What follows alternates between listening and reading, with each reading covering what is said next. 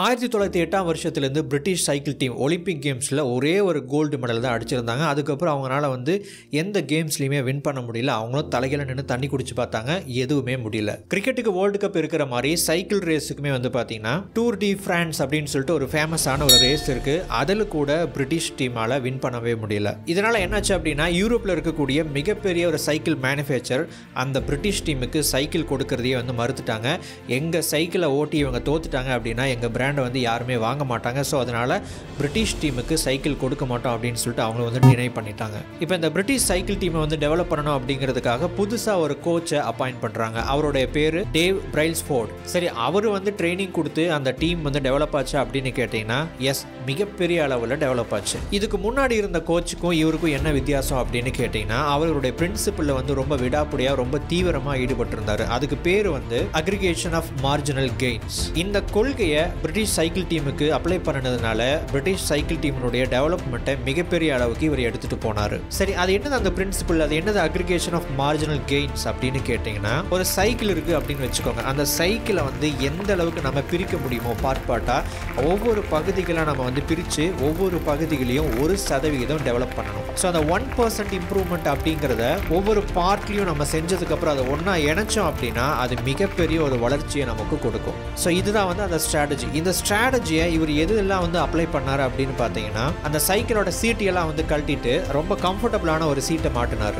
இதுக்கு முன்னாடி இருந்ததை விட ரொம்ப பெட்டரான ஒரு கிரிப்பு கொடுக்கக்கூடிய டயரை மாட்டினார். ஒவ்வொரு அத்லீட்டும் ட்ரெயின் பண்ணும்போது அவங்களுடைய உடம்புல பயோ ஃபீட்பேக் சென்சாரை பொறுத்துட்டு ஒவ்வொருத்தங்களும் ட்ரெயின் பண்ணும்போது அவங்களுடைய உடம்போட டெம்பரேச்சர் எந்த அளவுக்கு டெவலப் ஆகுது அப்படிங்கிறத கணக்கு எடுத்துட்டு ஒரு சூட்டை தயாரிக்கிறார். அந்த சூட் பார்த்தீங்கன்னா ஆட்டோமேட்டிக்காக அவங்களுடைய உடம்பை ஒரு ஆப்டிமல் டெம்பரேச்சரில் வச்சுட்டு இருக்கும். அவங்க ரேஸில் ஓட்டும் போது அவங்களுடைய பாடி டெம்பரேச்சர் ஒரே மாதிரி மெயின்டைன் பண்ணுற மாதிரியான ஒரு அவுட் சூட்டை ரெடி பண்ணார். பெட்டர் ஏரோடைனாமிக்ஸ் இருக்கிற, அதாவது காற்றை கிழிச்சிட்டு போகிற மாதிரியான ஒரு ஹெல்மெட்டையும் ஒரு பெட்டர் சூட்டையும் ரெடி பண்ணார். ஸோ அந்த இம்ப்ரூவ்மெண்ட், இந்த ஸ்ட்ராட்டஜி அப்ளை பண்ணுறது இதோடு நிற்கல.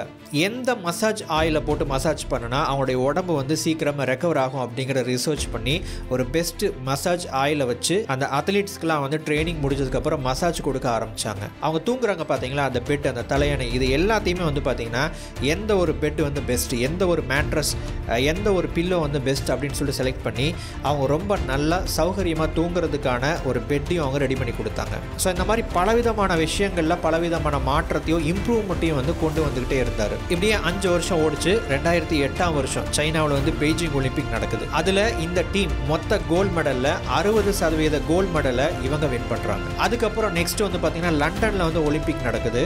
9 ஒலிம்பிக் ரெக்கார்டையும் 7 கோல்டு ரெக்கார்டையும் இந்த டீம் உருவாக்குறாங்க. இந்த 10 வருஷத்துல, அதாவது 2007 இருந்து 2017 வரைக்கும் இந்த British cycle team 178 world championship அடிக்கிறாங்க. 66 ஒலிம்பிக் கோல்டு மெடலை வாங்குறாங்க. அது மட்டும் இல்லாம 5 தடவை டூர் டி பிரான்ஸ், அதாவது இந்த சைக்கிளிஸ்டுக்கான ஒரு உலகத்திலேயே மிகப்பெரிய ஒரு ரேஸ் சொன்னா இல்லைங்களா, அந்த ரேஸ்ல 5 தடவை வின் பண்றாங்க. இது எப்படி சாத்தியம் அப்படின்னு கேட்டீங்கன்னா அதுதான் அந்த பிரின்சிபல். அதாவது ஒவ்வொரு பகுதிகளிலும் 1% இம்ப்ரூவ்மெண்ட்டை கொடுத்தா நம்முடைய வாழ்க்கையில மிகப்பெரிய மாற்றம் ஏற்படும். சரி, இதை நம்முடைய வாழ்க்கைக்கு எப்படி அப்ளை பண்ண போகிறோம் அப்படிங்கிறது தான் இந்த வீடியோ மூலமாக நம்ம பார்க்க போகிறோம். Number 1, aggregation of marginal gains. இந்த 1% இம்ப்ரூவ் பண்ணணும் அப்படின்னு சொன்ன உடனே உங்களுக்கு நிறைய பேருக்கு பார்த்தீங்கன்னா 1% இம்ப்ரூவ் பண்ணால் அப்படி ஒரு பெரிய விஷயம் மாறுமா, டெவலப் ஆகுமா அப்படின்னு சொல்லிட்டு உங்களுக்குள்ள நிறைய கேள்விகள் எழுந்திருக்கலாம். 1% இம்ப்ரூவ்மெண்ட் அப்படிங்கிறது பார்த்தீங்கன்னா உடனே நம்ம கண்ணால் பார்க்கக்கூடிய ரிசல்ட் எல்லாம் அது கொடுக்காது. ஆக்சுவலி அதை நம்ம கண்ணால் பார்க்கவே முடியாது. 1 மாதம் 2 மாதம் 3 மாதம் அப்படின்னு நம்ம இதை 1% இம்ப்ரூவ் பண்ணிக்கிட்டே இருக்கிறோம் அப்படின்னா பெருசாக க்ரோத் ஆன மாதிரியே நமக்கு தெரியாது. ஒரு டைம் வரும்போது இந்த க்ரோத் அப்படிங்கிறது மிகப்பெரிய ஒரு வளர்ச்சியை அடைஞ்சிருக்கும். ஏன் இந்த 1% இம்ப்ரூவ் பண்ணணும் அப்படின்னு கேட்டிங்கன்னா அந்த 1% இம்ப்ரூவ்மெண்ட் அப்படிங்கிறது நம்ம எல்லாருனாலையும் செய்ய முடிஞ்ச ஒரு விஷயம். நம்மளால ஒரு பெரிய மாற்றத்தை உடனே உருவாக்கிட முடியாது. சின்ன சின்ன மாற்றங்களை வச்சு தான் ஒரு பெரிய மாற்றத்தை வடிவமைக்க முடியும். ஸோ அந்த சின்ன சின்ன மாற்றத்தை நம்ம உருவாக்குறதுக்கு ஆரம்பிச்சா பெரிய மாற்றங்களை நம்முடைய வாழ்க்கையில் பார்க்கலாம். Number 2, the opposite way to increase motivation. நிறைய பேர் என்ன நினைக்கிறாங்க அப்படின்னா ஒரு வேலையை செய்யறதுக்கான ஒரு கோலை அச்சீவ் பண்ணுறதுக்கான மோட்டிவேஷன் எனக்குள்ளே வந்துருச்சு அப்படின்னா என்னால் அந்த கோலை பெரிய அளவில் அச்சீவ் பண்ண முடியும் அப்படின்னு நிறைய பேர் நினைக்கிறாங்க, நிறைய பேர் நம்புகிறாங்க. அதாவது நம்ம செய்கிற வேலையை விட மோட்டிவேஷன் அப்படிங்கிறது பெருசு அப்படின்னு நினைக்கிறாங்க. ஆனால் உண்மை அப்படி இல்லை. நம்முடைய மோட்டிவேஷனை விட நம்முடைய ஒர்க்கு தான், நம்ம என்ன வேலை செஞ்சுக்கிட்டு இருக்கிறோமோ அதுதான் பெருசு. ஸோ நீங்கள் யாராவது மோட்டிவேஷன் எனக்கு இல்லை, எனக்கு லேக் ஆஃப் மோட்டிவேஷனால் என்னால் ஒரு வேலையை செய்ய முடியல அப்படின்னு நீங்கள் நம்பிக்கிட்டு இருந்தீங்க அப்படின்னா அந்த நம்பிக்கையை முதல்ல மாற்றுங்க. ஒரு கோலை செட் பண்ணுங்கள், அந்த கோலை அச்சீவ் பண்ணுங்கள். அந்த கோலை அச்சீவ் பண்ணுறதுக்கான வேலைகளை தொடர்ச்சியாக செஞ்சுக்கிட்டே வாங்க, தெரியாத விஷயங்களை கற்றுக்கிட்டே வாங்க.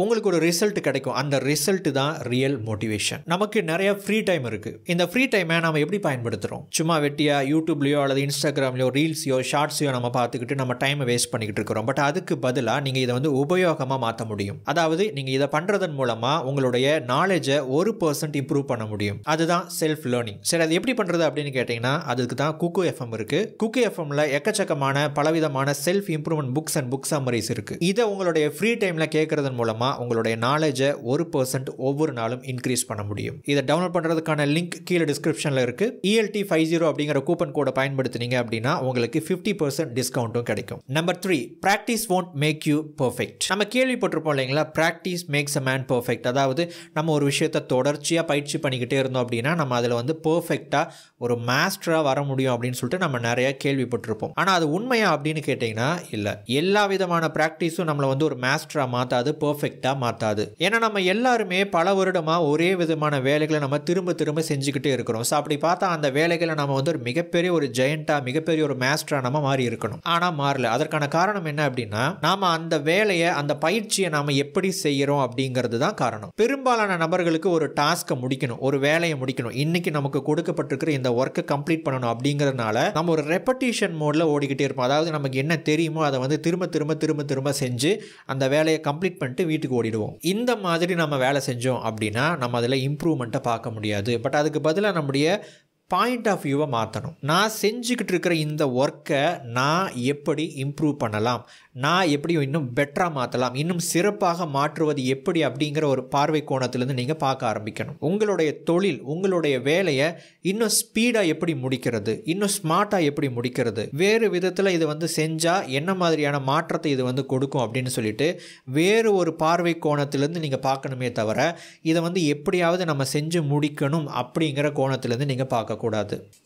ஓகே, 2022 முடிய போகுது, 2023 வரப்போகுது. 2022 எப்படி இருந்துச்சோ அதே மாதிரி நம்முடைய லைஃப் இருக்கக்கூடாது 2023 அப்படின்னு நம்ம நினச்சோம் அப்படின்னா நம்முடைய லைஃப்பில் மாற்றத்தை நாம் கொண்டு வரணும். ஸோ அதுக்கு ஒரு 30 டே சேலஞ்சை நம்ம இந்த வீடியோ மூலமாக நம்ம பார்க்க இருக்கிறோம். சரி, இந்த 30 நாளில் என்ன பண்ணணும் அப்படின்னு கேட்டிங்கன்னா ஒரு கோல் செட் பண்ணுங்கள், ஒரு இலக்கை உருவாக்குங்க. இது நியூ இயர் ரெசல்யூஷன் கிடையாது, அதனால தான் நம்ம இதை டிசம்பர்லேயே நம்ம சொல்கிறோம். பெரும்பாலான நபர்கள் நியூ இயர் ரெசல்யூஷன் எடுக்கிறாங்க. 88% பேர் பார்த்தீங்கன்னா அந்த ஒரு மாதத்துக்குள்ளேயே வந்து அவங்க தோற்று போயிடுறாங்க, அவங்களுடைய முயற்சிகளை கைவிட்டுறாங்க. இதற்கான காரணம் என்ன அப்படின்னா அவங்க ஒரு பெரிய கோலை உருவாக்கி வச்சுருப்பாங்க.